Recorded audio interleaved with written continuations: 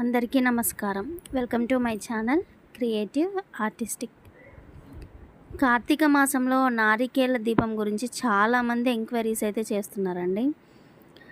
నారికేల దీపం ఎలా వెలిగించాలి, ఎప్పుడు వెలిగించాలి, దాని యొక్క విశిష్టత ఏంటి అన్న విషయాలన్నీ ఈ వీడియోలో చూసేద్దాము. మనము స్వామివారికి ఉదయం నివేదించిన టెంకాయలోనే ఈ నారికేల దీపం వెలిగించాలండి. ఆ టెంకాయని ఈవినింగ్ మళ్ళీ స్వామివారికి పీచు లేకుండా అంతా క్లీన్ చేసుకొని బేస్ కోసం ఒక చిన్న ప్లేట్లో, టెంకాయ కదండి నిలబడదు కాబట్టి బేస్ కోసము ఒక చిన్న ప్లేట్లో బియ్యం పోసి దానిపైన టెంకాయ నుంచి ఆవు నెయ్యిని వేసి ఆ ఆవు నెయ్యిలో 3 ఒత్తులు 3 దిశలుగా పెట్టి వెలిగించాలండి. ఈ నారికేల దీపాన్ని ప్రతి సోమవారము వెలిగించవచ్చు. ఎవరి ఇంట్లో అయితే ఆర్థిక పరిస్థితులు కానీ, నెగిటివ్ ఎనర్జీ ఉండడము, గొడవలు ఎక్కువగా ఉండడము, ఇలాంటి వారు ఎవరైనా నిస్సందేహంగా నారికేల దీపాన్ని వెలిగించవచ్చు. నారికేల దీపాన్ని ప్రదోష సమయం అంటే సాయంత్రం మాత్రమే వెలిగించాలండి. ఉదయం స్వామివారికి నివేదించిన టెంకాయతోనే వెలిగించవచ్చు, ఏమి కాదు. ఆ టెంకాయని బియ్యంలో పెట్టి మనము వెలిగించుకుంటే సరిపోతుంది. కావాలి అనుకున్న వాళ్ళు మళ్ళీ స్వామివారికి పూజ చేసుకొని అభిషేకం చేసుకుంటే సరిపోతుందండి. ఈ దీపాన్ని ఎలా వెలిగించాలి అన్న విషయాన్ని ఈ వీడియోలో క్లియర్గా చూపించానండి. ఎలాంటి డౌట్స్ లేకుండా వీడియో మొత్తం ఎక్కడ స్కిప్ చేయకుండా చూసి మీరు కూడా ప్రతి సోమవారం స్వామివారి ముందు ఈ నారికేల దీపాన్ని వెలిగించి ఆయన ఆశీస్సులు పొందాలని మనస్ఫూర్తిగా కోరుకుంటున్నాను. వీడియో మొత్తం ఎక్కడ స్కిప్ చేయకుండా చూడండి, మీకు అంతా అర్థమవుతుంది.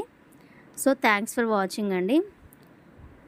ఈ వీడియో మీకు నచ్చినట్టయితే మీ ఫ్రెండ్స్కి, ఫ్యామిలీస్కి అందరికీ షేర్ చేయండి. ప్లీజ్ సబ్స్క్రైబ్ చేయండి. Thanks for watching. Stay tune my channel అండి. బాయ్.